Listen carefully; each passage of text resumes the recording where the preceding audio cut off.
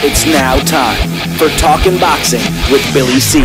It began as a podcast, went live on the net, and transformed into a full-blown empire. It's the only daily boxing talk show on the planet, hosted by the only guy with the balls to do it. Many have stepped into the ring. Many have tried to take the belt. And one by one, they've fallen. Another victim of the undisputed heavyweight champion of Boxing Talk Radio. Talkin' Boxing with Billy C is on now. My style is impetuous, my defense is impregnable, and I'm just ferocious. I want your heart.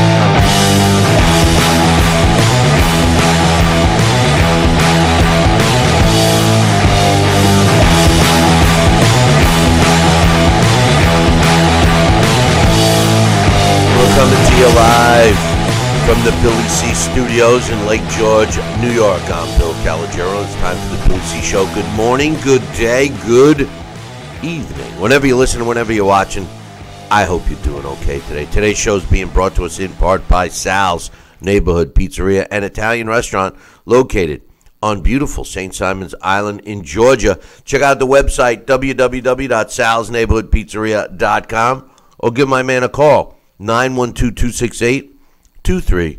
912-268-2328. Find out why I go all the way to St. Simon's for an authentic Italian meal. And speaking about going to St. Simon's, don't forget, we're going to have a huge Billy C event down on the beautiful island of St. Simon's.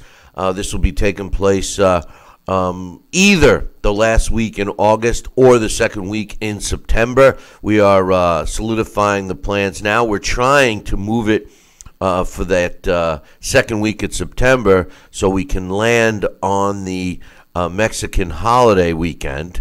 It is going to be a 3-day event, chock full of activities, all boxing related, and we want you to join us. The thing is, it's invitation only, so you gotta sign up for it. Drop me an email if you're interested in getting put on the list. As soon as we get availability and accommodations all set, we will be able to send out pricing. So drop me an email if you're interested. We already got several people on the list. We have plenty of room. So, hey, take the family. It's a great few days on a beautiful island off the coast of Georgia. So drop me an email, billy@talkinboxing, TALKINBOXING.com. You're not going to want to miss it. Golf tournament, fishing tournament, meet and greet with some celebrities, former world champions, etc., etc., and, of course, Crashing Sal's restaurant where we can all eat some fine Italian cuisine. And finally, today's show is being brought to us in part by my book. Tom Molyneux, From Bondage, The Baddest Man on the Planet, is available right now where all good books are sold. You can get a copy of this book right now while you're watching or listening to the show. No matter when you're watching or listening to the show, just go to barnesandnoble.com or amazon.com. If you're looking to get a signed copy, hey, we'll hook you up. Just visit our website, billycboxing.com, and click on the book, and you'll get the information of how to get a signed copy. And speaking of signed copies, if you want more than one, I'll hook you up with a special deal. Just email me directly, Billy@Talkin' Boxing. Let me spell it for you. It's TALKINBOXING.com. We got some stuff to talk about today, some news, an updated boxing availability deal with Top Rank and ESPN we'll chat about. Promoter Eddie Hearn had an interesting comment, which is kind of my main topic today. He said that Joseph Parker, the next fight that's coming up in a couple of weeks, March 31st against Anthony Joshua, will actually be a tougher fight for Anthony Joshua than Deontay Wilder would be. I'm going to read you that quote, and we'll give you our thoughts on that. But first, I just want to mention something that happened yesterday. And, you know, during yesterday's show, we were going through the news and stuff, and one of the things that we discussed was the fact that Jeff Horn signed his contract. And they were, bragging about how they got the sign contract to fight Terrence Crawford. Now, if you recall, Terrence Crawford moved up, relinquished all his belts at the 140-pound division, moved up to welter, has yet to fight a welterweight fight, and landed a world title shot against Jeff Horn, who's currently the WBO world welterweight champion. And Horn was bragging about having the contract signed, sealed, and delivered.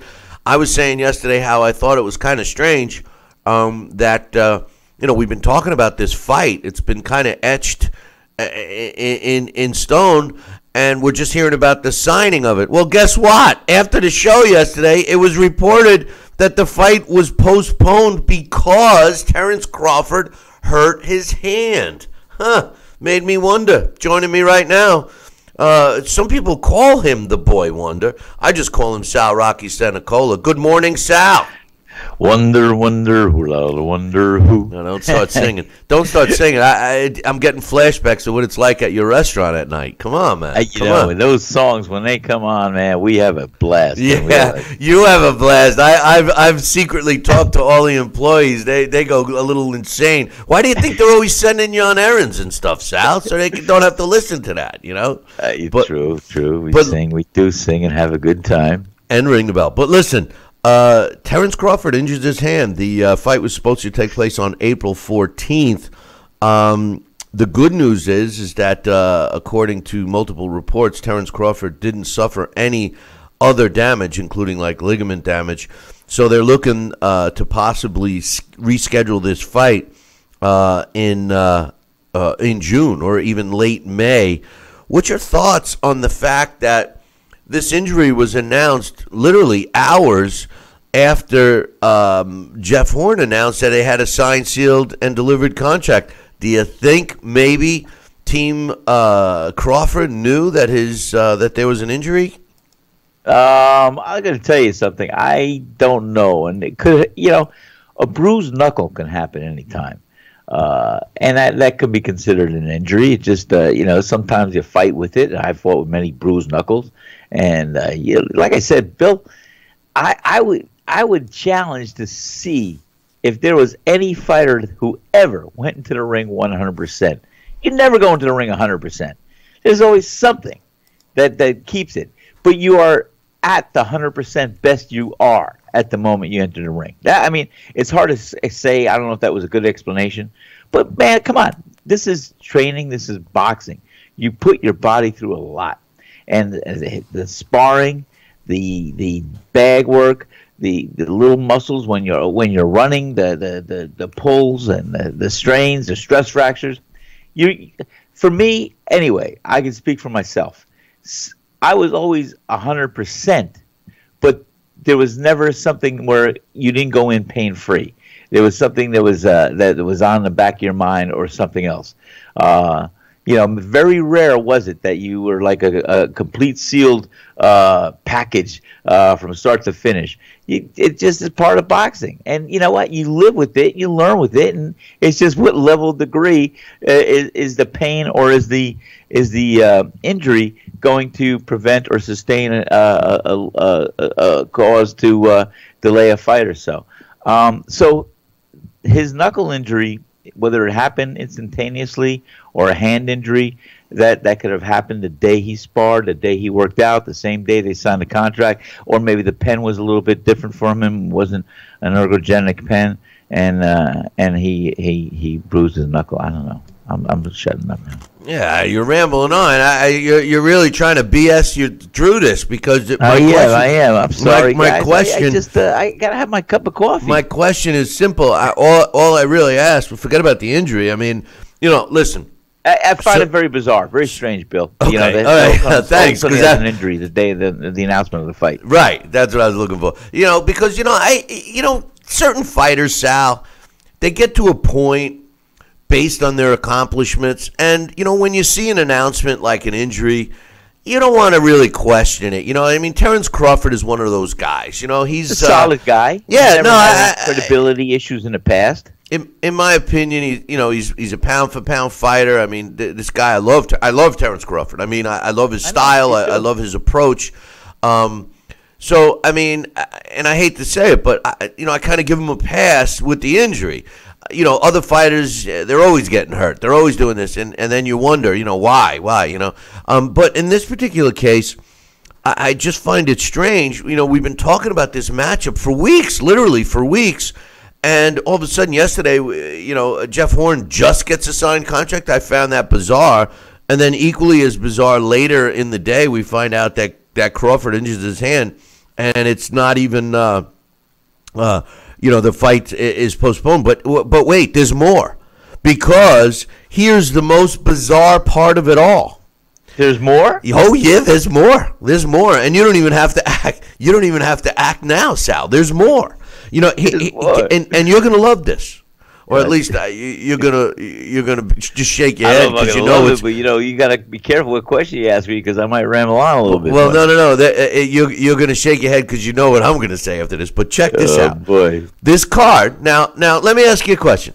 Yeah. There's no contracts in place before yesterday, so technically, even though that we talk about it and promoters talk about it, technically, the fight's not really official, right? I mean, would you agree with that?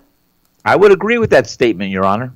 You would agree that if there's no contracts, I mean, the fight's not really... If there's no signed contract, there's no definite fight that we could talk about and promote. Okay.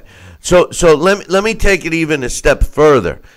In the law of commissions, in boxing commissions, all right, generally, with the bigger commissions, and I'm talking about New York, New Jersey, and Nevada, okay, and California. Oh boy, I know you hate slipping Nevada in there. Here's generally the protocol, and Florida too. These are states that I'm very familiar with. States, they're big states. Well, they're states I'm directly familiar with by being involved in fights, and I do know that if you're a promoter, you're not technically even allowed to promote the event until you go through all of the channels, the proper channels with that court, with that commission, in terms of securing a date, securing a venue, proposing a fight that has to be approved by the commission. And when it's a big fight, generally 99.99999, you get the idea, percent of the time, yes, big percentage. The commissions require copies of the contracts, okay? Because, and the reason they do this, boys and girls, is because if there's a dispute and the commission has a copy of the contract, they get to be the first level mediator. But that's besides the point. Yesterday, Sal, before the injury was reported, the Nevada State Athletic Commission, and this was before Jeff Horn even said that he got the signed contracts, the Nevada State Athletic Commission publicly announced that they already assigned officials, judges, and referees to the fight that was taking place on April 14th. Now we know that the fight is not taking place. What's your thoughts on that gutless, spineless piece of garbage known as Bob Bennett for the Nevada Athletic Commission by jumping the gun once again, showing that he makes special concessions for special people? And in this case, you got to kind of look at Top Rank. He's a Vegas guy. He's a Nevada guy. What's your thoughts with the Nevada State Athletic Commission already assigning officials to a fight that technically wasn't signed, sealed, and delivered? Well, hey, it's putting the cart ahead of the horse, the chicken before the egg. What else could I say? I mean, they do things a little bit differently in Nevada than they do throughout the other jurisdictions where they come to do things chronologically in an order and a fashion that we are used to. I think that they should have had everything else signed, sealed, and delivered before they had the whole playing field established. And what else could I say about it? It's a little faux pas, and I'm sure they're going to have to retract a few things. But it is what it is. The thing they should retract is Bob Bennett. Bob Bennett. I don't know how many more instances we have to see where this guy is just not the right guy to be in charge of a commission, or being up there, one of the main guys in charge of a commission as big as Nevada State Athletic, as big as the Nevada State Athletic Commission, where so many fights are held. This guy's been at the center of, controversy for the last 12 months. I mean, this guy's been at the center several times. And to me, this is just totally ridiculous. You can't assign officials to a fight that has not been signed, sealed, and delivered yet. And what I mean by that, just because he may have approved the matchup, which is protocol, he would have had to have seen both signed contracts. Now, there could be multiple contracts. There's what they call a bout contract that has to be submitted with the commission. That accompanies the approval of a fight. And then there's an amendment to that. If there's other stipulations, rematch, blah, blah, blah, blah, blah, that goes above and beyond the requirements of the commission, then that's an appendix, added to the contract. So the bottom line is, it couldn't have possibly have been in Bob Bennett's hands, considering Jeff Horn was just showing that he signed it and had a fully executed contract in his hands yesterday. So I just find this bizarre that this guy is doing this. And let alone, this is on the heels of a decision for Canelo Triple G, where Canelo tested positive for performance-enhancing drugs, which he has not made a ruling on yet, which should have been swift. It shouldn't have been dragged out. It almost seems like he's hoping people forget about this. I don't know. It's time for him to go, Sal. I don't know what else to say. I don't live in the state of Nevada, and obviously Bob Bennett doesn't affect me in any way, shape, or form. But as far as the overall, good of the sport, this guy is not good for the sport. Your thoughts, please. Did he ever answer your letter? Never answered my letter. Come on, I had to read that a couple of times here, and no, he never. That's where I named him. He's the gutless, spineless bum of Nevada. Billy who? Right. But what do you think? Let me tell you something, Bill. I would assume that is an appointed position. Yes, correct? It's not an elected. Generally, the states appoint their commission. That's correct. Exactly. How long is the term, or how long do we have to undergo or withstand his position? That I don't know. I've seen commissioners or executive directors, if you will, be replaced, no rhyme or reason. I've seen them go for years and years and never be replaced. I've seen them step down on their own. I've seen them removed and reappointed. You sound like you got the foundation of a good song going on right now. The only real positive that I see is when you have an elected year and a new regime comes in, they bring in all their buddies, Especially in Vegas, the Corleones tried to overtake. Well, the worst part about commissions and being appointed, you opened up another can of worms here, Sal. The worst kind of I do that all day. The worst thing about commissions and the fact that their states appoint people involved with the commission is generally they're returning a favor, hooking up a buddy, doing this, doing that, and most of the time it seems like these guys that are all of a sudden become influential in the boxing part of the commission don't know anything about boxing. There's a guy in New York for the longest time. As a matter of fact, I think he's still the main guy, even though they have an executive director structure now. He has a baseball background. He doesn't even have. No, they had a guy at baseball. Now I think his background is the guy in place in New York is basketball. But when are we going to get boxing people? Hold that thought, Sal. I got more. So you got more? I got more coming. But yeah, don't go anywhere. We're going to take a short break. We'll be back in 2. Billy C will be right back.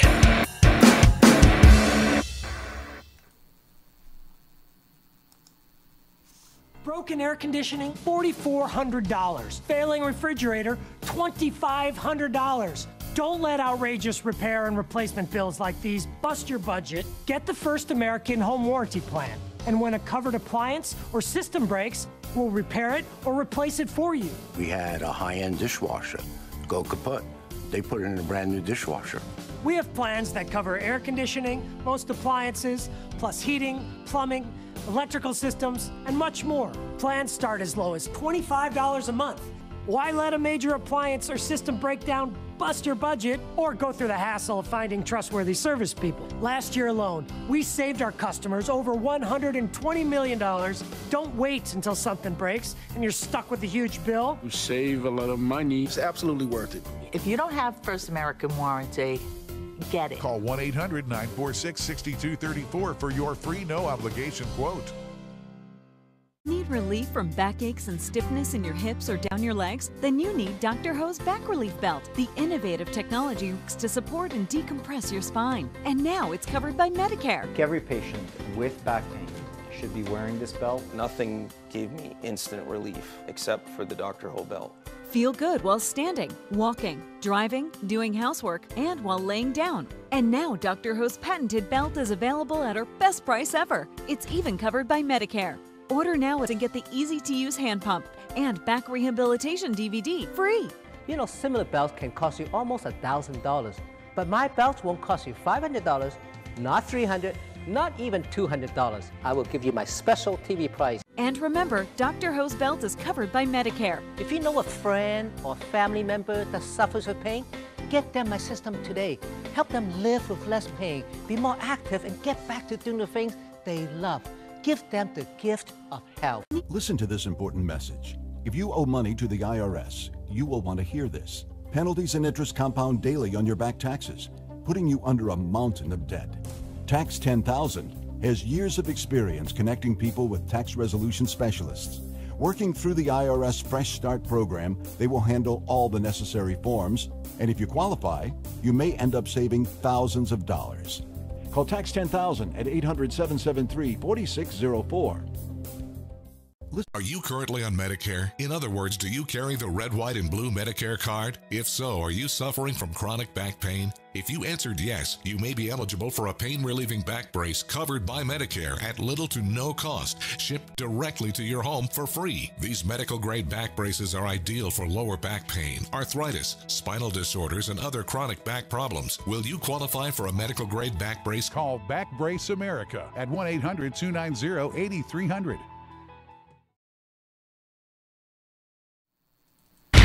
Check out BillyCBoxing.com now, or feel the wrath of the mighty mustache. Oh, that hurts! Why are you doing that to my face? I hate you. That's BillyCBoxing.com. Consider this your warning. Now back to Billy C. Interact with the show at BillyCBoxing.com. And we're back. You're watching and listening to the Billy C. Show. Glad you could be with us. And I'm here with my man Sal Rocky Senecola. We're talking about the Nevada State Athletic Commission. Yeah, no doubt. Bob Bennett, really, he's either losing his mind or I don't know, man. Bill, I love in between on commercials. I get a chance to catch up and read some of the comments in the chat room. And I love it. The audience, these guys, they're comical. They're great. They have some good opinions, and I love it. I love reading what I see here. And who is it that said I was in the back pocket of Bob Bennett? Well, you got to remember we're doing multiple chat rooms now. Yes, we are. We got I got the our official chat room up on BillyCBoxing.com, and then we've been playing more of an active role up on the YouTube chat room, especially since we've introduced Super Chat, which I've never been there. Well, Super Chat, what people could do is have me give them a shout out or say something, get their opinion, online. They fork up some money, and it's a two-way street, So I get it. It's a money thing. Well, it's a new thing that they have, and I was recommended to do it by one of our listeners, who actually Willie, my man Willie, who was the first guy to try it. So, but anyway, I just think that this whole entire card gets scrapped out of Nevada, but Bob Bennett already sets the officials. I don't know what else. But moving on, Eddie Hearn was quoted yesterday as saying, and let's make no mistake, Eddie Hearn does not need to promote the fight between Anthony Joshua and Joseph Parker. It's already sold out. It was sold out in hours. But the fight's taking place in a couple of weeks, March 31st. And he said, and I quote, this is Eddie Hearn, he says, technically, Parker, because, everybody keeps asking him and, everybody else involved about the potential showdown between between Anthony Joshua and Deontay Wilder. It's the only fight we want to see. Eddie Hearn says technically Parker will be a tougher fight than Deontay Wilder for Anthony Joshua. The Wilder fight is going to be dangerous, but Anthony Joshua is going to be able to pick Wilder off, beat him up, and punish him. Parker's going to be a breakdown job. Parker's going to be moving, and they are going to have to be clever, and they're going to have a game plan. Wilder against AJ, the game plan goes out the window. It's going to be a barn burner, but it's all irrelevant unless AJ wins on March 31st, which I agree with. Anthony Joshua has to do his part by winning in order to get Deontay Wilder. But, I kind of... Now, let me start off by saying this, Sal. Start off. No one's a bigger fan. No one's a bigger fan of Anthony Joshua than myself. I think That's he's true. the best heavyweight on the planet. Speaking about Anthony Joshua for years. But here comes the but. There's always a but. Are you going to tell me that a game plan goes out the window against Deontay Wilder? Listen, this seems to me like they're actually saying. If Eddie Hearn is saying that it's going to be tough, Parker's going to be moving, we're going to have to break him down, blah, blah, blah, and then he says, it's going to be easy because when he fights Wilder's just going to come in and AJ's going to pick him off and knock him out, basically is what he's saying. But it seems to me like this fight, that statement, game plan goes out the window, seems to me like you can't, maybe they're not thinking of even having a game plan. And the reason is because of Deontay Wilder's punching power. That negates and neutralizes any game plan. We saw it. Here's a guy that let's be real. Luis Ortiz was beating him until the knockout. I don't know. I know the paid off judges. Some of them had it in Wilder's favor. But let's make no mistake. Deontay Wilder was getting his tushy beat up by Luis Ortiz until the hammer came down and he put Ortiz to sleep, like he does in other fights. The Torspitska fight, he was actually losing until the hammer came down. So let's be real. Wilder's got the equalizer in his right hand. He's been relying on it, and it's been coming through for him for 40 fights so far, Sal. Do you think that Eddie Hearn is suggesting that it's going to be a slugfest, or is he just confident that AJ's technical ability will be able to, get past what no one else has been able to with Wilder's punching power, his pure power? Good question, Bill. And I will tell you, by that statement from Eddie Hearn, he's predicting against Joseph Parker a more traditional, methodical way of breaking down a fighter and more reliable style to prepare for. You have styles make fights. I've been saying that for years, and we know that. And the kind of style that Parker brings to the table, they can prepare for. And they could look at and accentuate what's going to be positive and negate what's not going to be working for them. So the bottom line is they're going to go into this fight and train for Joseph Parker along the lines of where Joseph Parker has fought every previous fight. So they're going to prepare, and they should be able to get past. Even though Joseph Parker is a tough fight. So we don't want to just automatically assume he's going to be the winner, but he should. Anthony Joshua should be the winner at the end of the Joseph Parker fight. Now, henceforth, when you go into the ring with Deontay Wilder, and why Eddie Hearn made a comment like that is because all bets are off. It's so unpredictable. It's what I've been saying and declaring for years about Deontay Wilder. yes, I am a Deontay Wilder fan, but the bottom line is, because he's so unpredictable, you never know where that punch is going to come from. And we do know he could take a hell of a shot. And we do know he's got the heart of a champion. And we do know that he is still in the fight in the later rounds. So it's going to be a very dangerous fight. And it's not going to be as easy or as predictable as Eddie Hearn would suggest that it may be. So I think that even though they could prepare, it's going to be this kind of preparation. You've got to expect the unexpected from Deontay Wilder. Yeah, but I mean, listen. First things first. Anthony Joshua has to get past Joseph Parker, but you know, the thing is this, and yes, you know, Deontay Wilder showed me that he's got a decent chin against Luis Ortiz. Now, as far as Luis Ortiz is concerned, you know, we could say, well, how powerful of a puncher was he?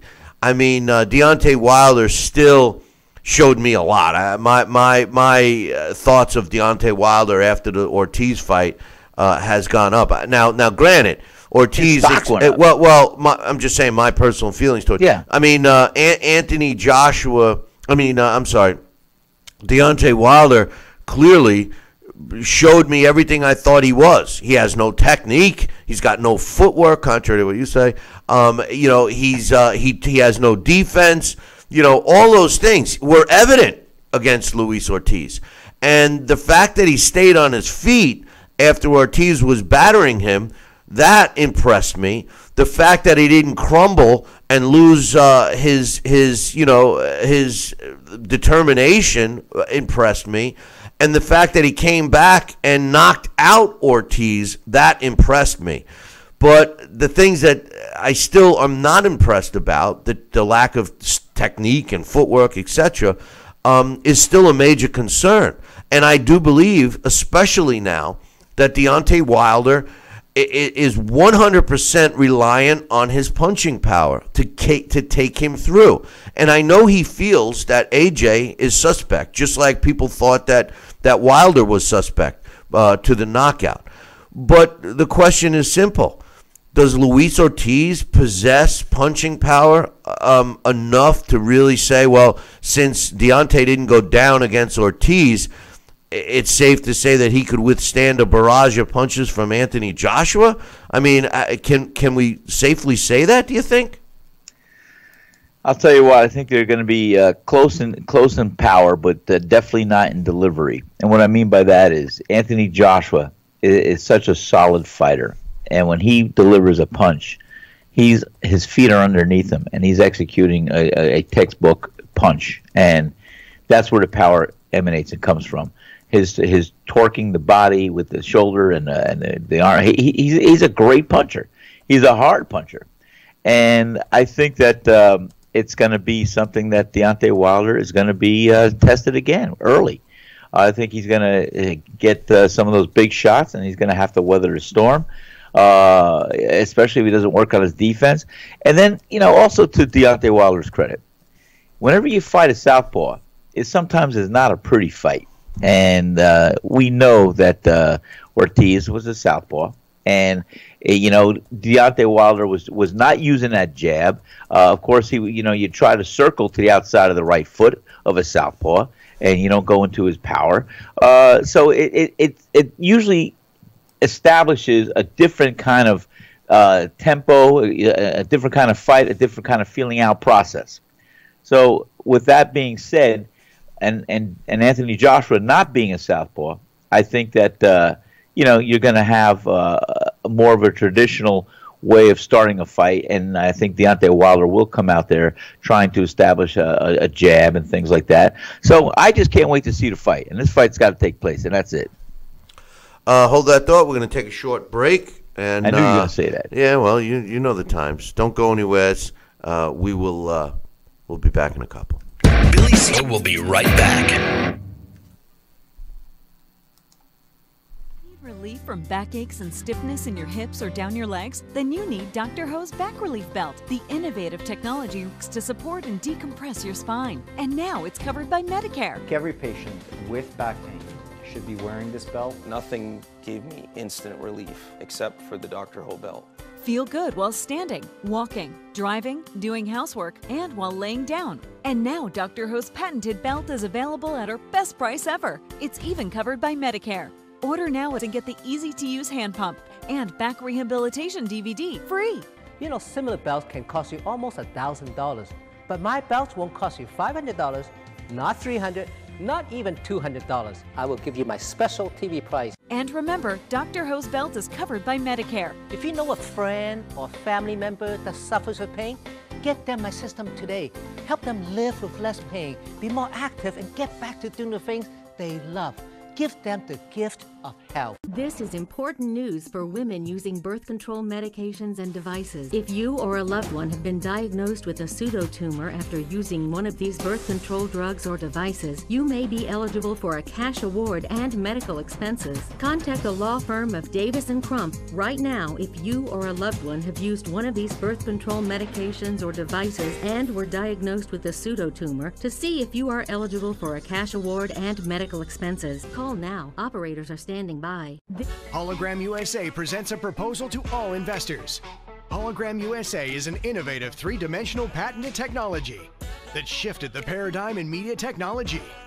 Our patented hologram technology that brought you Tupac and Coachella, Whitney Houston, Billie Holiday, and many more is integrating live performances to bring your favorite past and present entertainers beyond your imagination. Invest in the patented technology before the banks scoop up all the stock. Invest in Hologram USA today. Hologram USA Flagship Theater, located on Hollywood Boulevard's Walk of Fame, is the first of many to come. Call now to be part of the explosive growth. Pick up the phone. Dial the number on your screen now. Invest in Hologram USA today. Call the number on your screen right now to learn about this investment opportunity. Call 800-624-1673. 800-624-1673. Are you currently on Medicare? In other words, do you carry the red, white, and blue Medicare? Now back to Talkin' Boxing with Billy C., the only radio host man enough to take a punch from Mike Tyson. Wait a minute, man. Hold on there. Jeremy, man, I need you to take this one, all right? Wait, what? No way. I can't do this. Need I remind you I'm Billy C., damn it? Now put on that mustache and get in there. Hey, look at me. I'm Billy C. Crap.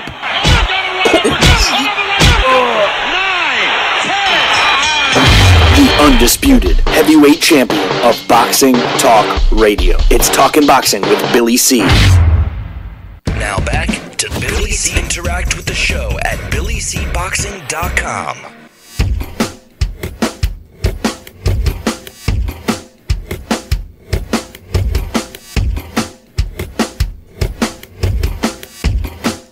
And we're back. You're watching and listening to the Billy C. Show.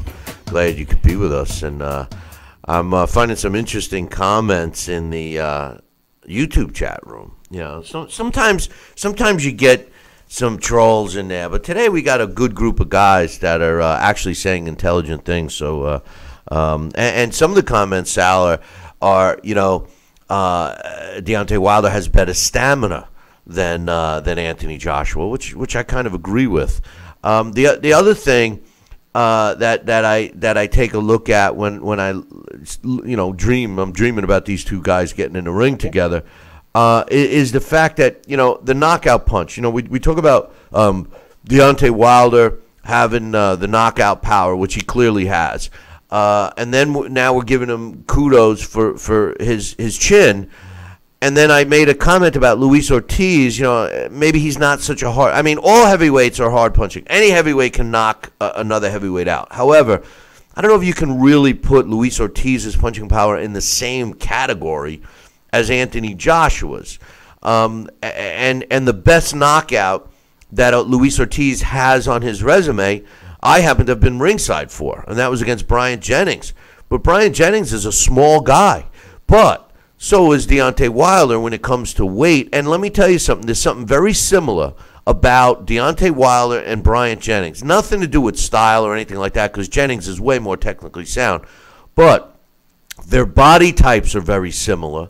And, they both come in really good shape. So, I don't know. I don't know if we use the Brian Jennings as a gauge for Luis Ortiz's punching power so that we can say, okay, how good is Deontay Wilder's chin? The bottom line is both Deontay Wilder and Anthony Joshua are going to be in trouble if either of them take a serious shot from the other. Don't you agree on that, at least?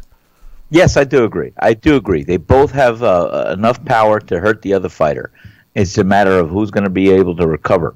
And I'll tell you what, that's why this fight is anticipated to be one of the big fights that we're going to have to see. And I can't wait. And I know we have to go through Joseph Parker. I know we can't count the chickens before they hatched and all the others. But, this fight, I hope they put it together before the end of this year. And that was my declaration later last year. And this fight is going to be a heck of a showdown. You're going to see, all bets are on, and you're going to see a big interest from people in the boxing world, certainly. But you're going to see a big interest from. I mean, this is going to be one of the biggest fights. I'm telling you right now. When Deontay Wilder and Anthony Joshua get in a ring to fight for the heavyweight championship of the world and unify the title belts, I'm telling you what, this is going to be one of the biggest promoted and world events in the sport of boxing that we've seen in a long time. Bigger than Klitschko, bigger than it's going to be big. And I'll tell you what, a fighter like an Anthony Joshua is going to have to be very careful because Deontay Wilder is a dangerous fighter for any opponent. And we know that. And I think that, I will make our predictions when that fight's signed, sealed, and delivered, okay? It's not going to be up to Bob Bennett to tell us when. Well, I heard Bob Bennett's already assigning officials and stuff for the fight. I was going to say, Billy. Watch out. Who do you think is going to be the officials? Yeah, I heard Bob Bennett's already got officials and judges and everybody all set for Wilder, AJ. So, But listen, the fight, we want it so bad, and we're hearing things like it's a dream fight. Well, now we're even hearing things from both sides saying that we're talking about 80% that it's going to happen this year.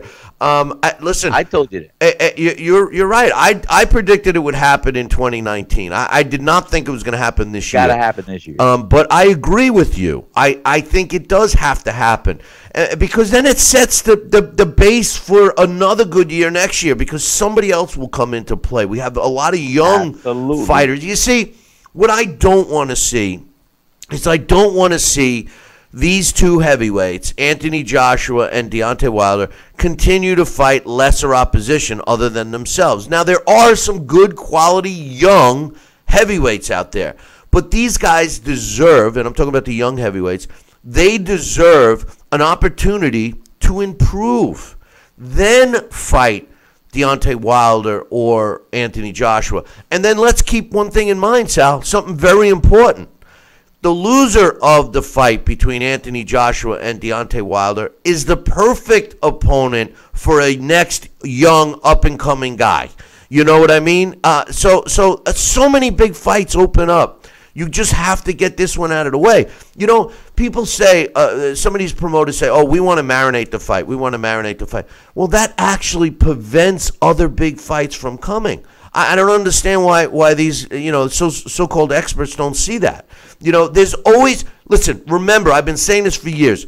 After every big fight, when everyone says, oh, we want to see so-and-so fight so-and-so, after every big fight, another big fight emerges after that one. There's no reason to marinate. That is a complete fabrication and a smokescreen that promoters pull over the fans' eyes. And it's about time it stopped. And you know what? It looks like it has, Sal. Well, and we're glad about that because, the marination process to create and to stimulate some interest. When fight fans know, when a fight is going to be promoted and it's going to happen between two combatants that are noted to be top of the list to meet each other, hey, guess what? That's what the fight fans want to see. And as you suggested, yes, after a big fight like this, the fallout after the big fight spawns yet more fights from it. And you know what? If Luis Ortiz losing to Deontay Wilder a couple weeks ago, he's going to be perfect, possibly to fight the winner of Anthony Joshua and Joseph Parker. And the loser will match up against them. So there's always fights to be made. And it's the styles that are so unique and that can create the interest. And that's why when you get a big puncher like Anthony Joshua and you get a dangerous puncher, an unpredictable puncher like Deontay Wilder, man, fireworks and interest are going to happen. And the winner and loser of that fight will still have a career ahead of them. Well, listen, the suggestion that a fighter loses and that's the end, that's just ignorance. Forget about it. Yeah. So anyway, can't wait for the fight to happen. It's going to happen eventually. Deontay Wilder, fighting Anthony Joshua. But just like Deontay Wilder had to get past Luis Ortiz and did it in dramatic fashion, there's pressure on Anthony Joshua now to get past Joseph Parker. And Joseph Parker is very confident leading up to this fight in a couple of weeks. So, hey, you know what? Joseph Parker is in a position to upset this apple cart big time, Sal. Big time. I mean, this fight could be Deontay Wilder versus Joseph Parker. And you know what? I still think, and a win, lose, or draw on Anthony Joshua's part, fans are still going to want to see that fight take place. But you're right. You know what? April, what is it? What is the date? April 30th? For which fight, my man? No, I mean for Anthony Joshua. Anthony Joshua against Joseph Parker is in 2 weeks, March 31st. 2 weeks. Yeah. March 30th. I'm sorry. Yeah. I mean that's gonna be all eyes on that. And you want to talk about disrupting the cart? We'll see what happens if Joseph Parker should win and get past Anthony Joshua.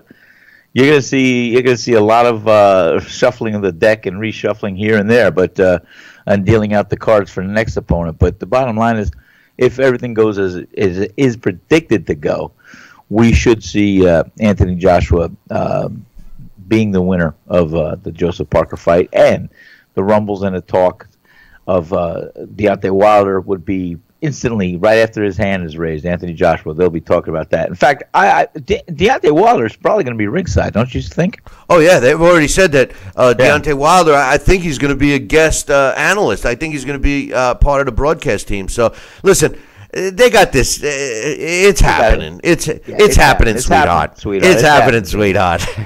I'll tell you another thing that's happening. We've been talking about how and ironically enough, as boxing seems to be moving back to the future, so to speak, being entertaining, and we're finally getting young fighters that are willing to engage with each other. The interest level is skyrocketing. We were talking about the rankings, the television rankings and viewership on the fight so far this year, and we're almost done with, believe it or not, we're almost done with the first quarter of 2018, but all these stats are coming out, and the numbers are blowing people away. Well, to that end, it does not surprise me that ESPN and Top Rank made another deal, adding 12 more live events. ESPN has a app now called ESPN Plus, and they have agreed with Top Rank, who will supply them with 12 more boxing events beginning this year. So good stuff for the sport, Sal. I mean, there's no doubt about that.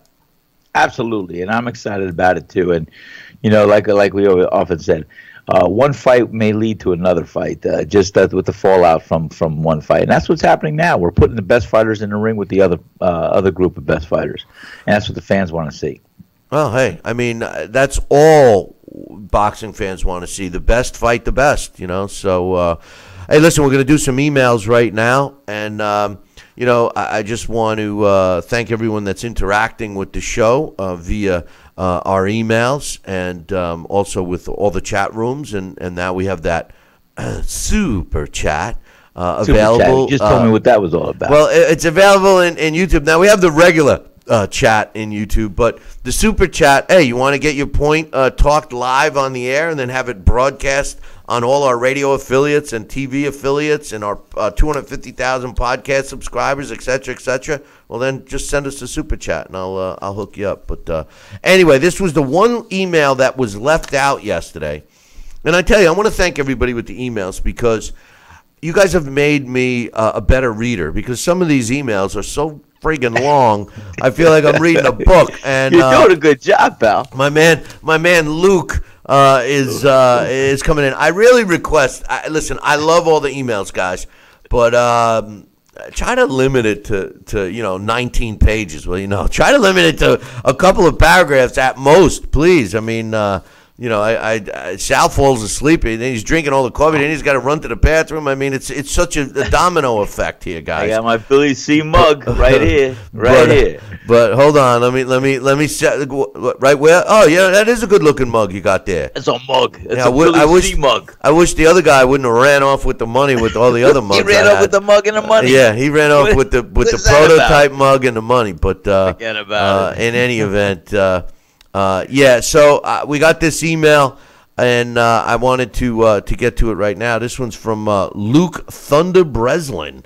He says, "Hey Billy C, hey Billy C, I hope you and Sal are well." He says, "Hey Billy C, since Sal." I think he means, "Hey Billy C and Sal. Hope you guys are well." The email the other day from your boy and ours coach got me thinking, what does it mean to be undefeated in boxing? He says, for me, I love the sport of boxing, but to retire undefeated, I always feel that you're going to have a slight asterisk against your career. There's always going to be eyebrows raised. There's always going to be fans and fighters alike critiquing your career. In today's boxing, there's way too much scope for you to coast to the finish line, as it were. Not so much in the earlier days of boxing when there was just one champion in 8 divisions. If you look at records of fighters from the 20s, 30s, 40s, and 50s, they usually fought the same guy several times over and then usually faced them in world title fights, meaning that they clearly were fighting title contenders over and over to see who was next in line to fight for the title. One of the biggest issues today, and it's an obvious one, is, of course, the alphabet soup of sanctioning bodies, each with their different titles and, in some cases, several titles in one weight division and their strange ranking systems. Whilst his win at the this past weekend was excellent, I would also be curious to resurrect Hammer and Hank Armstrong and ask him what he thinks of Mikey Garcia being a 4-weight world champion. Of course, in the modern times of boxing, fighters have had the opportunity to unify the division, which would be kind of a stamp on their legacy, but how many fighters actually do aim to achieve that? I think one of the best examples of how to retire undefeated is Joe Calzaghe. I never liked Calzaghe. The reason for this is Joe actually rarely mentions the fact that he was undefeated, or at least when he does, it's like number 4 or 5 on the list of reasons why he feels he was successful. Also, he's very quick to point out the asterisk that I mentioned by your career. Joe won his first title in '97 from Chris Eubank Sr. I would like to point out this was an aged Chris Eubank Sr. by this point, and this title fight was a little bit disappointing as Joe was supposed to fight Steve Collins, but a career-ending injury put an end to that, so it really wasn't Joe's fault. However, he went 9 more years without having a unification title fight, and if you do look at the fights within those 9 years, they're not exactly stellar competition. That's exactly my point, Luke, why I always, people say about Joe Calzaghe, and I'm always like, well, he's a little overrated. But anyway, he says Joe is quick to point this out, and he mentioned several times that the fans started to turn on him, and he wasn't earning the money he felt he should have, so he realized that he had to start taking risks to reap the rewards. Joe was written off in the press over here in the UK when he agreed to fight Jeff Lacey. You put you. But it's he. I didn't fight Lacey. He said he was told it was a career-ending fight. In fact, it was a career-making fight. Joe absolutely tranced all over Jeff for 12 rounds, and in fact, pretty much destroyed Lacey's career. I will admit to that. Jeff Lacey never had his left hook again, and that was the end of Jeff Lacey's career. Going on from that, and the point forwards, he started to take fights where he was deemed the underdog. He took on troublesome Seiko Bika, who cut Joe to ribbons with his headbutt, but then further cemented his career by picking apart a Miguel Kessler over 12. And finally, to end his career, he traveled over to the U.S. and moved up in weight and took on B-Hop, and then admittedly well past his prime, Roy Jones Jr. B-Hop was past his prime, too. He said the key to the thing with all of that, Joe lists his great nights and great fights long above his undefeated record. In fact, a lot of interviews he actually forgets to mention that he was undefeated. My point today is it's very difficult to retire undefeated and retain credibility when being undefeated. As was pointed out Rocky Marciano just took under 9 years to rack up his incredible record. However, Floyd's 20-plus years to get to a 50-0 is a little bit eyebrow raising. I would like to use another example of Floyd Mayweather, the former IBF super middleweight champ Steve Otke out of Germany. He retired undefeated 34-0, never fought outside of Germany. If you look at his record, doesn't have anybody really credible on his record, but it took him 7 years to get there. Well, no one's ever talking about him, so what does that tell you? Calzaghe himself retired due to injury. He had a long amateur career and a long pro career, and he damaged his hands beyond the point of being able to fight again. However, even today, Carl Froch still brings up the fact that Joe retired because he didn't want to fight him. The fact that you have someone like Floyd who constantly drums down our throats that he retired undefeated and even going so as far as trademark 50-0, which is insane, always makes me think that you don't quite believe credibility of your underrated record. Instead of having a padded, undefeated record, I would much rather see a fighter lose and then in the next fight come back and defeat the person he lost to. I think it's a brilliant example of this is Lennox Lewis. The two guys he was knocked out by, he proceeded to come back and knock them out. Granted, Oliver McCall was a little bit strange, but it feels it retains my point. Sugar Ray Leonard learned from his loss and came back and schooled Roberto Duran. Admittedly, a tired example maybe, but one that I feel perfectly encapsulates how to lose in boxing and then turn that loss into a future win. Thanks for the email. And I'll tell you the truth, Sal. I agree with what he says. I mean, here's the thing. If a fighter loses, unfortunately, and just, Floyd Mayweather, when you look at Floyd, just to point out, he trademarked 50-0, just like, what's his name, trademarked three-peat when he said three-peat, the basketball coach. But the truth of the matter is that in today's world, Floyd Mayweather's main priority was to make money, and he wanted the easiest route to make the most money. So when you look at that, if that's your goal in life for you, then you can't criticize. The problem you can't. But the problem with the sport of boxing is that its roots have been, yes, it was called prize fighting. Guys did it for the money, but guys also did it for the pride and the simple fact that they wanted to prove they were the best. By having a fight and losing a fight and then coming back and winning the fight against the guy who beat you, it shows that you corrected whatever was wrong that prevented you from losing the fight in the first time, thus making you an overall better fighter. That's the way I look at fighters who suffer a loss, if they can come back and improve from the loss. What we see too often today is fighters that are coddled and overprotected. Then they lose and they're exposed, so to speak, and then their choice is either cash out or become a gatekeeper because they never really were that good to begin with. I respect fighters who come back from a loss and become better for it. That shows me that they learned their lesson. What's your thoughts, Mr. Senecola?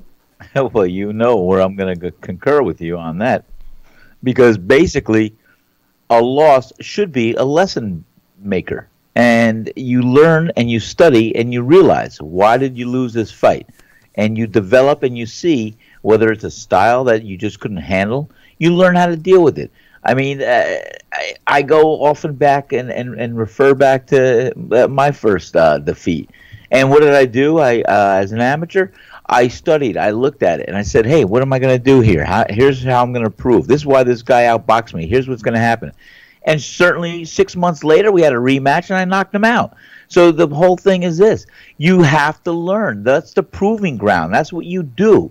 A loss is not just something that's going to end a career unless you have it built as that. And, the mind's a wonderful thing here. I mean, that's your best weapon, your best arsenal right there. You take a loss, and you learn why you lost, and you understand why you lost. And then you apply what you can learn, and you make it better. And you know what? It's all up to the person and the individual, and yes, his team. If his manager, his trainer, if they have the wherewithal to make things happen and to apply what they learn, then that's great. And to see a fighter come back and fight the opponent that beat him, yeah, And I love to see that. That's always a good sign in a fighter. Well, I mean, Sal, just as long as you get better, there's nothing wrong with it, right? Nothing wrong with it. No, I'll tell you what. But that's what I'm saying. It happened when you have a fighter that's coddled, and we've seen this happen in the fight game. Whether this fighter possesses the arsenal and the wherewithal of how to box and how to move and how to win. Sometimes a manager or a trainer or a team will protect them coming up, knowing that this guy is the real deal all along. And we've seen it fewer times than not, that they'll have this guy. He won't have a great resume of opponents behind him, but then when he has a chance to shine, he can rise to the occasion. And he put him in a big fight, and guess what? Wow, I didn't know that could happen, or whatever. He does prove that to be the case. But that happens on a rare occasion. More times we see are the fighters that are coddled, that are promoted, that are kept with the undefeated record by fighting lesser opponents than normally to get to the status where they are. And then they put them in the first big fight, and they try to cash in or cash out, and they fall flat on their face. So there is always an exception to the rule. And when a fighter on any level is in a ring and he loses a fight, you got to learn from that fight, and you have to take it, because you know what? It's not a clean game. It's not a game where you're going to have fun. This is a business. You map out a career, you map out a strategy, you look at where you want to go in the game of boxing and how far you want to take it. Because you're going to start out as a contender. You're gonna either wind up. You're going to start as a prospect. You're going to develop into a contender. You're going to develop into a title holder, or you're going to wind up being what's known as a journeyman and an opponent. And either way, you're going to be, that's up to your talent level and your ability to learn from your fights. One of the comments in the YouTube chat room just a couple of seconds ago was, somebody making fun of, some of the early fights that Anthony Joshua had, saying, "Oh yeah, he's fought a guy with 100 losses," which he didn't. But here's the thing,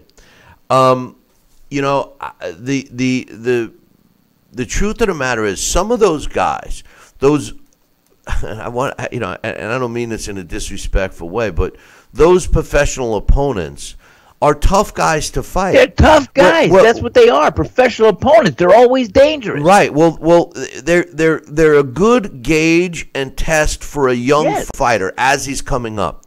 And what's happening in the sport today, because of this infatuation with the O, is that fighters feel that they can't make any money and they walk away. I mean, let's be real. It is a tough way to make a living if you're a so-called professional opponent. But the sport doesn't have those guys like they used to. I remember promoting a fight with a guy that was, I think he was like 3-23 or something, and we put him in with a middleweight that I was working with at the time, and we were, it was, I'll be honest, we were thinking we were just going to get a W, an easy W, for our fighter, and it was one of the best fights I ever saw. I mean, our guy won the fight. But this guy had all the tricks. He might have 4 wins and 23 losses, but he still had 27 pro fights, and our middleweight at the time had under 10.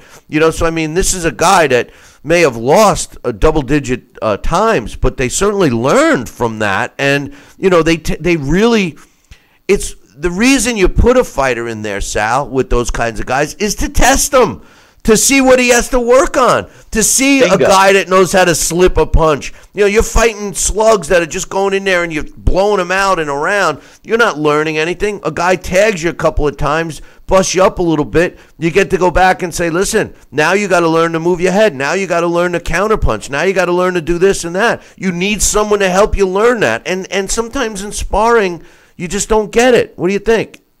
No, you're right. And I remember, coming up when I was working towards an undefeated record, 18-0, I had those talks with my manager and trainer at the time, saying, "Hey Sal, we're going to put you in. This is a journeyman. He's great. He's got 3 times the fights as you. It's going to be a good test." But I remember that, and I remember being able to to learn from that fight. And it was a great thing. It was a great thing. And the same thing that we see happening today. You're right. Professional opponents are a necessity. And, as long as they're still healthy enough to pass a medical test and to be considered as an opponent, yeah, they are necessary for a lot of good fighters to learn from. The game has changed a little bit since we were active. And hey, you want to talk about? We've mentioned this before. One of my favorite fighters in the late 70s or early 80s. I mean, he shocked the world, and I think he was brought in to be not as an opponent because he was a ranked contender. But when Mike Hercules Weaver, we talked about it. Mike Hercules Weaver had close to 10 losses, if not that amount, maybe more, when he fought Big John Tate for the World Heavyweight Championship. And guess what? Big John Tate was supposed to walk through Mike Hercules Weaver. It was going to be a fight that was going to sustain and keep John Tate on top of the world. And what happened? Mike Hercules Weaver had something to say about that. He said, you can look at my losses in my record, but I'm not going to let it stop me because you're another opportunity for me to dethrone you. And bam, Mike Hercules Weaver knocked down Big John Tate, and he went out face first on the canvas. You know, they're making some other comments in the chat room, in the YouTube chat room, saying that, who wants to see? You know what bothers me about the reason why I love our chat room the best is because it just seems that we get the more knowledgeable fan in Billy C. Boxing's chat room. Some of the people that kind of come through the YouTube chat room are people that misconstrue what we say. And for all the radio and TV affiliates, we are not taking a break for the rest of the show, so sorry. The truth of the matter is, sorry, it looks like my electric will get shut off tomorrow. But, the truth of the matter is this, Sal. I don't recall. Somebody just wrote in the chat room, oh, yeah, let me guess, a fighter gets to 30-0 and decides it's time for him to take a loss. That's not what we're saying, man. This is what really bothers me about the generation that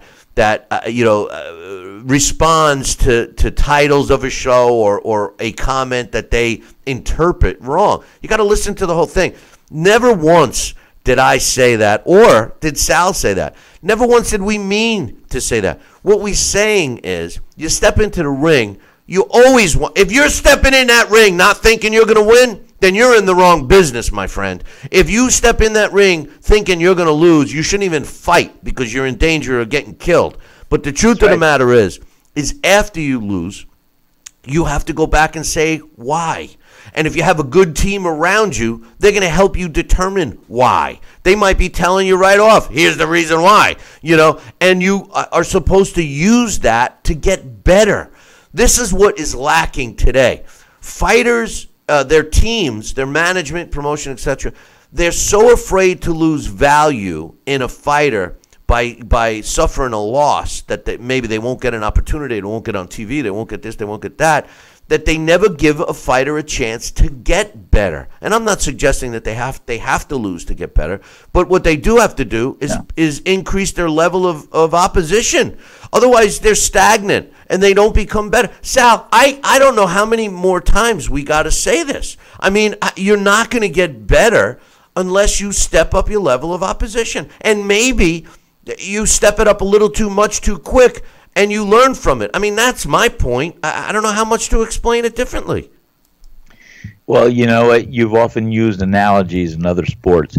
If you had the, only because I'm going to use this, the New York Giants playing a high school football team for a 20-game season, I think it's safe to say that the New York Giants are gonna do what they can do every game to come out shining and come out being a winner. But if the high school team is going to get beat up on. But when the Giants step up into a Super Bowl against another NFL team that's ready and that's doing the same thing and winning, then it could be a game changer.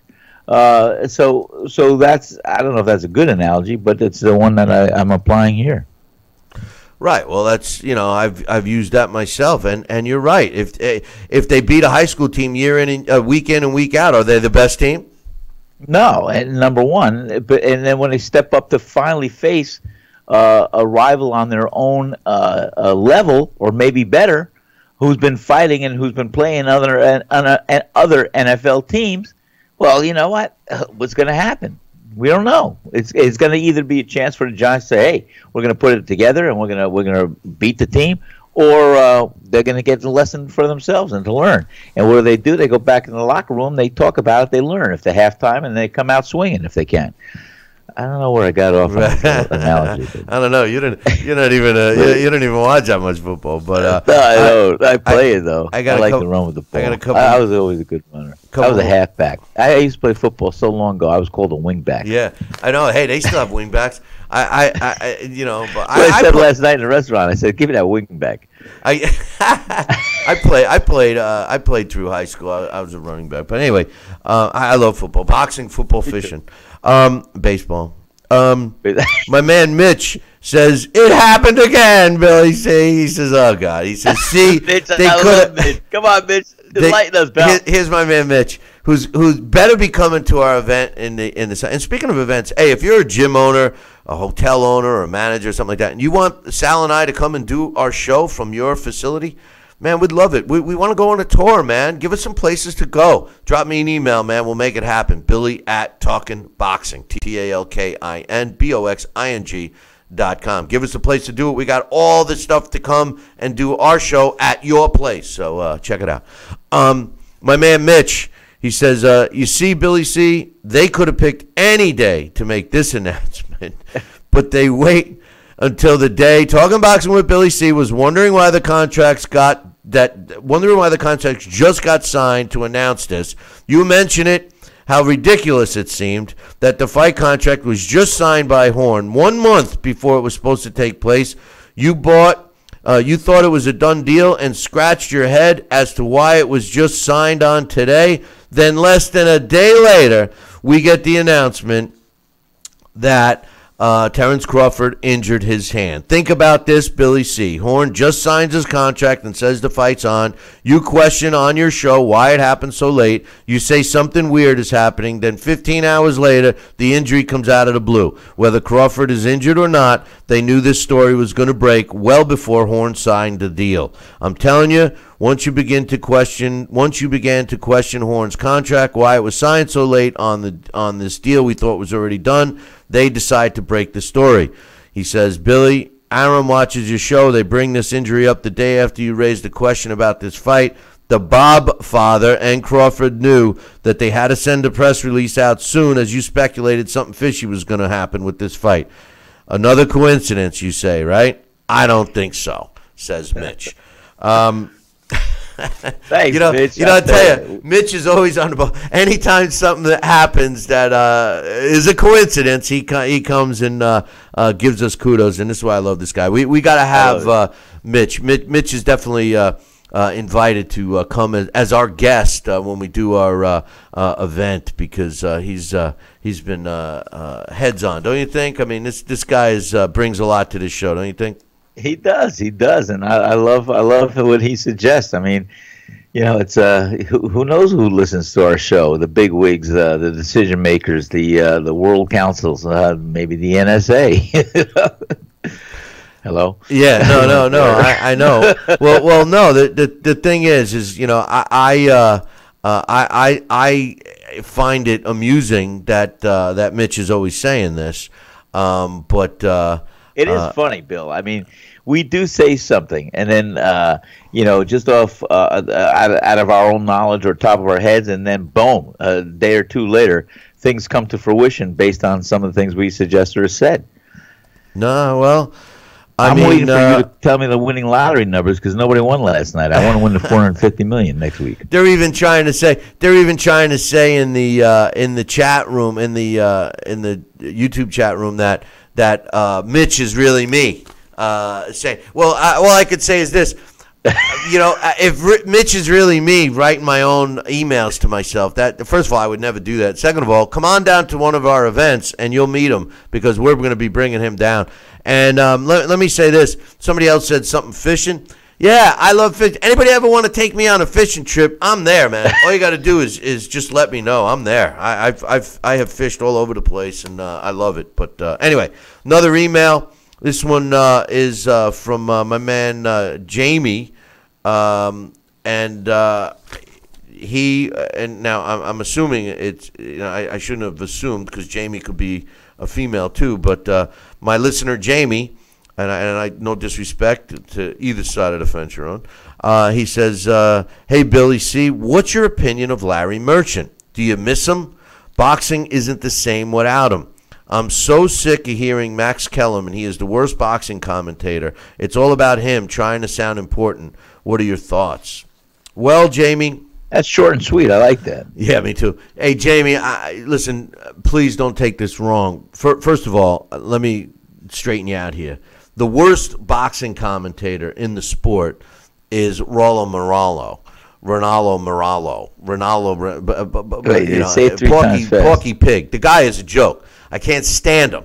He thinks he's funny. As a matter of fact, I don't know if anybody else caught this, but he said a comment to Al Bernstein, and Al Bernstein didn't respond. Do you know he said the exact same comment? Like, hey, Al, I threw you up a question, and then Al came back. I don't know if they were having technical issues or what, but Ronaldo is the worst boxing commentator ever to be sitting in front of a microphone. So, no, he's the worst. As far as Larry and Max Kellerman, I always thought that he would evolve into a pretty good sidekick, if not the main guy. But I've always thought that Max Kellerman was basically told by HBO to limit what his opinions are, et cetera, et cetera. But I do have to agree that as of late, Max has not been on point. Maybe he's a little too busy with some of his other shows that he's on, but he's definitely slipped a notch or two. But they're still way better than Ronaldo. As far as Larry Merchant, all right, here's my thought on Larry Merchant, and please, Jamie, don't take it wrong. Larry Merchant, to me, first of all, he was a knowledgeable guy, and I enjoyed the knowledge aspect of what he brought to broadcast. And the fact that Larry Merchant was hey, let's bring this guy on and throw him in the mix. This is a boxing guy. I mean, he was a writer and was ringside for some of the greatest fights in the history before he became a staple on HBO. But the part about Larry Merchant I personally didn't like was that Larry Merchant tried, and don't get me wrong, for all the purists, the boxing purists out there, I'm not suggesting that we're all a bunch of dummies. But, Larry Merchant tried to take and make a poetic statement out of a good old-fashioned. Merchant tried to make everything sound so eloquent. And although Larry Merchant, that was his style, and I do kind of miss him, I found it hard to follow in the sport of boxing. So I think that Larry had a great career with HBO, and I think it was time when he left. And with that said, I also think it's time that Jim Lampley leaves and Roy Jones Jr. Roy Jones Jr. is the worst, and because I can't stand him talking about himself, and I think Jim Lampley's time has come and gone. What do you think about Larry Merchant? You miss him, Sal? I used to like Larry Merchant and follow him because, as you suggested, he was a knowledgeable or is a knowledgeable boxing guy. I think where I got a little bit tired of Larry Merchant was his post-fight canned kind of scenarios of how he knew what to say for the outcome of either opponent, what was going to be done. And he did it in his eloquent, established, polished delivery. I think that kind of turned me off a little bit after I heard that being his signature of how to close out a fight. But nothing personally against him. I thought he was a great attribute to HBO and the team, and I do think that he did speak from his heart on a lot of levels, and that he was passionate about the game of boxing. And I'm surprised they don't have him back on every once in a while just to talk about a little bit of the thing, because I think by his leaving and giving Jim Lampley the torch, if you will. And Jim Lampley was good too, but I think, every so often things become stale, things become old. And as you said, I thought Max Kellerman, I was a big fan of his years ago, and of late, I'm turning my opinion away. He's saying some things that I really don't agree with, and I think he's saying it more so for himself, to promote himself and to be more important than what I think he really is, or more significant.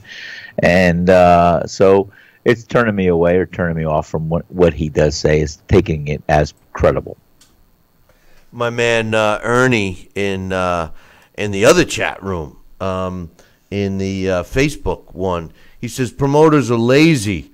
There was zero effort by Top Rank for a Horn-Crawford fight. I've said the fact, promoters don't promote anymore. That's why Eddie Hearn is so successful, because he actually promotes. But Ernie is 100% correct. The promoters are lazy here in the States. I mean, ask anybody that signs with Lou DiBella. He doesn't do anything for the fighters. He does have contacts and stuff, and that's the name of the game. Back in the day, the small promoters were the way to go to get you going, to get the right fights. Now, small promoters can't even succeed, and this is why we don't have those club shows the way we should. Club shows are the backbone of boxing.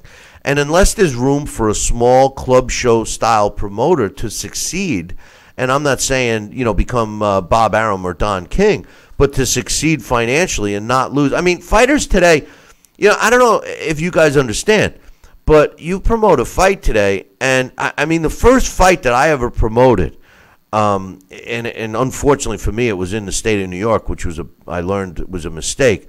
I lost almost $60,000 that night, and a lot of it had to do with the New York State Athletic Commission. But I mean, and the fact that it was a learning experience, and I had no one there to really help me do anything, and I learned the hard way. I turned it around and used that as an educational experience. But the truth of the matter is a lot of times we call them one and dones. A promoter that has dreams of making millions of dollars, being a boxing promoter, they go and they promote their first show and they lose a boatload of money, and then they never do it again. They're scared. They're gun shy. I work with a guy in Florida right now. As a matter of fact, I have an interview meeting with him. I was supposed to call him yesterday about us doing an event. Sal and I have discussed this many, many times. We're thinking about bringing an event to northern Florida soon this year for us. But we want to talk about it. But he's so gun shy about losing as much money as he did in a fight that he did a couple of years ago that he's hesitant. And like a lot of promoters, they want all the money up front, and no business is going to lay out money to support an event that isn't even signed, sealed, and delivered. So it's a catch-22. It really is, but I do have to admit that promoters definitely don't promote anymore, Sal. It's not like it used to be.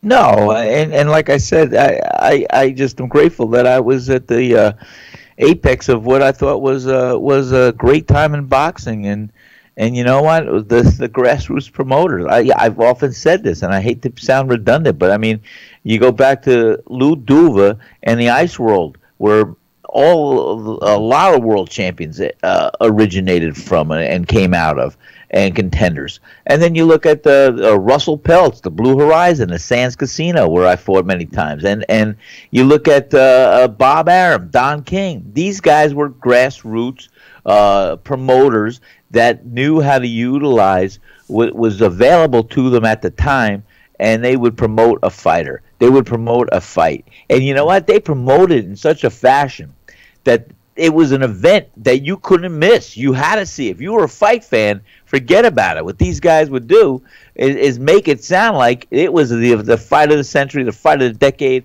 whatever it was. You could not miss it. And they put the seats out there. They put the people in the seats. They put the networks. They put whatever was available. They utilized, and it was the grassroots movement that evolved and it grew, and the networks and the TVs and the pay-per-views. It all came into place. But these guys started out as small promoters that grew and had a vision for boxing, and that's why they were some of the big tree shakers and a big establishment of where we are today. And I think the promoters today rely too much on the media to do the promoting and to do things, and take for granted that some of the grassroots playbook is a forgotten and way to go.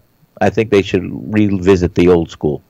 No, well, a lot of them are lazy, just like Ernie says, because they rely on social media and stuff like that. You know, there's some comments going on about Deontay Wilder, and the truth of the matter is Deontay Wilder was never promoted well, Sal. I mean, Anthony Joshua, Eddie Hearn did a great job with Anthony Joshua.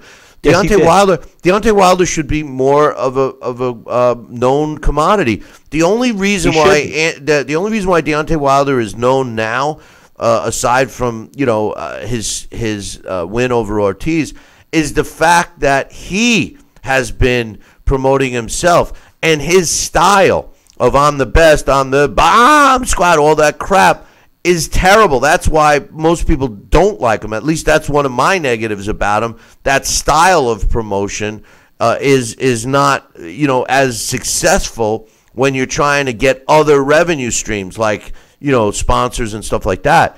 But he had no choice. I mean, when I look at Deontay Wilder, I've always said that I like the man. And to be honest with you, he's a guy that's got more hands in his pocket than if it was an octopus with gloves. I mean, this guy is being screwed every which way more than a $3 prostitute. Are there any more $3 prostitutes? Anyway, but the truth of the matter is that Deontay Wilder had to take matters in his own hands and promote himself. Lou DiBella is technically his promoter. I've never heard Lou DiBella do anything in terms of promoting him except for a fight. Al Heyman is his manager slash advisor slash, and what's he really got? I mean, come on. 33 1/3. Yeah, exactly. That's what he's got. Exactly. Great point. Great point. That's what he got. But anyway. He's got a lot of interest. I got one more email. This is from the man himself, Coach, who's currently residing in our chat room on BillyCBoxing.com. He says, "Hey, Bill, just remember, on this day in boxing history, on March 15, 2014, heavyweight Malik Scott suspiciously hit the canvas and took a scheduled nap versus Deontay Wilder in the first round of a WBC elimination fight that took place in Puerto Rico." That's right, I forgot. I can't believe that that was 4 years ago. Wow. I mean, Wilder's been around a long time, but yeah, that was definitely a fix. I don't know. I hate to say fix, but that looked pretty fixed to me, Sal. Well, we can't say, and the old saying, if it's not fixed, don't break it. No, I think they said it a little differently, but I get your point. But anyway, so don't forget, if you take the time to drop us an email, we'll take the time to read it. Tomorrow, on tomorrow's show, we will be giving you our predictions and breakdowns for the big fights that are scheduled for this weekend.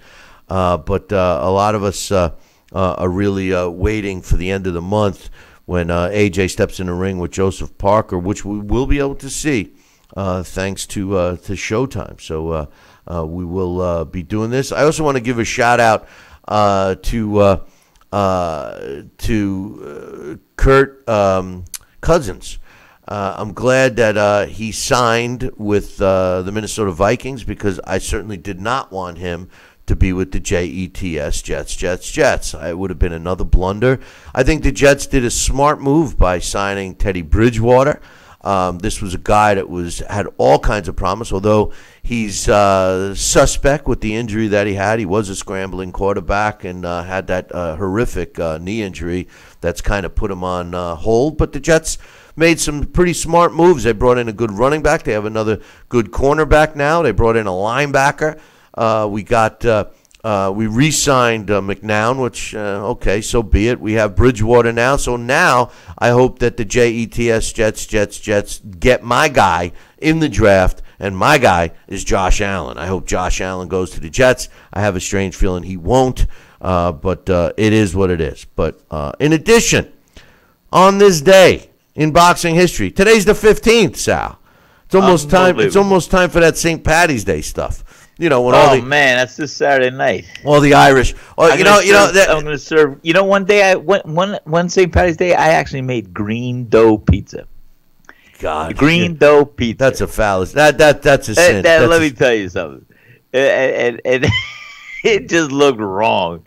I put food coloring in my base while I was mixing the dough, and it was green dough, and it looked funny.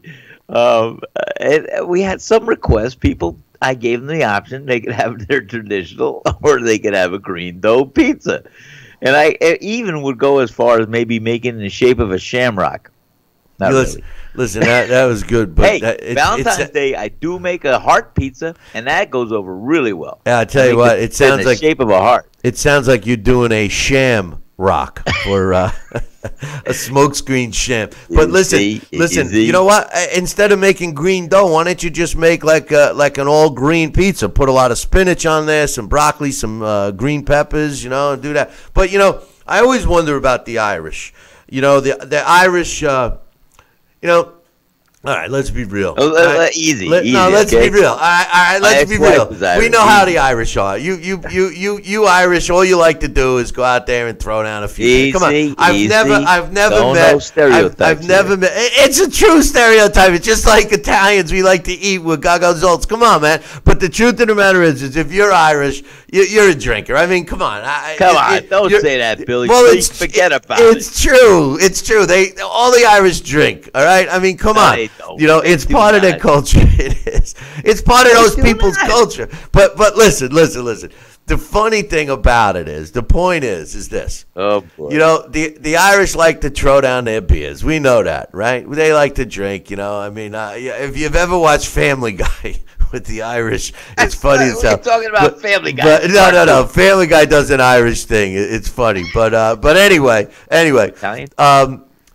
You know, the thing about St. Patty's Day that's always kind of aggravated me, knowing the Irish and some of my, you know what people say, some of my best friends are Irish, you know, but you know, but anyway, the thing about the Irish is on St. Patty's Day, the Irish think that that's a pass to get as drunk as humanly possible and then some. And they start at the crack of dawn and they drink their green beer or whatever they're going to drink all day and all night. And, you know, it is what it is. It's the only day that you would never find yours truly in a bar on St. Patty's Day, because I just feel that a lot of people use it as an excuse to get belligerently drunk.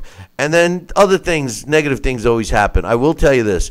I had one of the best times of my life on St. Patty's Day during the day with a whole bunch of Irish fans. I happened to have ended up in Chicago on St. Patty's Day. And in Chicago, they dye the river green, which was the coolest thing.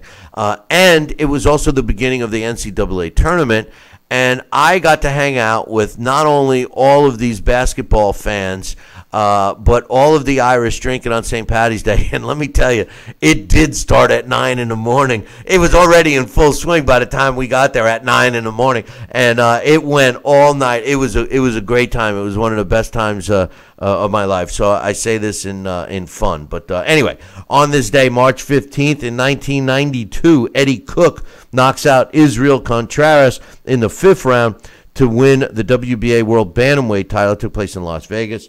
On this day in 2003, Sven Akte wins a 12-round decision over Byron Mitchell to retain his IBF and win the WBA Super Middleweight title. That took place in Berlin. I think I called him Steven before. It's Sven. It's Sven, Willie C.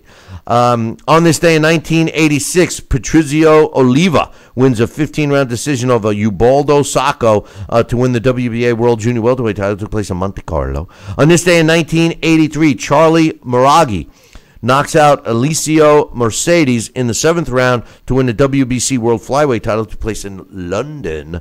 And finally, on this day, March 15th, in 1963, Sal, one of the greatest fighters of all time, Archie Moore, stops Mike DeBassi in the 3rd round in his last professional fight. 4 months earlier, he was stopped by a young 15-0 Muhammad Ali. This is Archie Moore. Unbelievable. Archie Moore finished his career with 186 wins, 132 of them by knockout. He was only stopped. He had 23 losses in which he was only stopped 7 times, and he had 10 draws. He was a world light heavyweight champion and a world heavyweight title challenger. He was inducted into the International Boxing Hall of Fame in 1990. My question is, a fighter that had 186 wins, and he did have 23 losses, why aren't people still talking about Archie Moore when you have people that actually put a 50-0 Floyd Mayweather on a pedestal, when this guy had more than double, almost triple the amounts of just knockouts compared to Floyd Mayweather?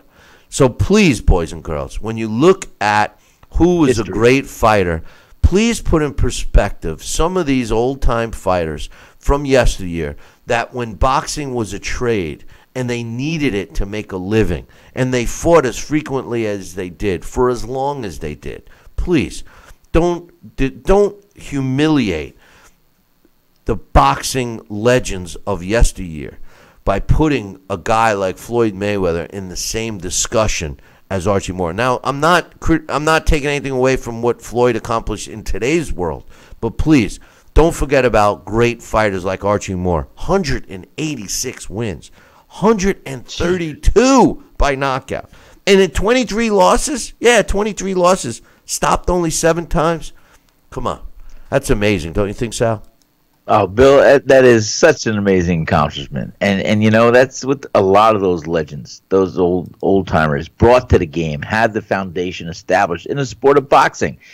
And I had the honor and the privilege to meet and shake the hand of ancient Archie Moore at that first inaugural indoctrination of the Boxing Hall of Fame. I was there that day. And I couldn't believe it. I shook the hand of a legend. He was not the only one. I mean, there was everybody up there. Everybody. Billy Khan was up there. Met Billy Khan. Of course, Muhammad Ali was there. Jake LaMotta. That was such an exciting time. And but to shake the hand of ancient Archie Moore was, I still will never forget this, because I knew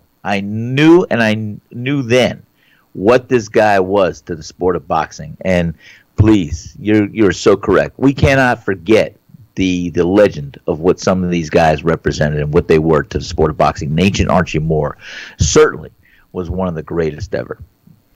And one last thing to all my Irish buddies out there, you know I love you. You know I love you. Hey, I don't drink beer, but I do drink scotch, and I won't mind having a few with you on St. Paddy's Day. Hey, listen, make sure you guys tune in tomorrow morning.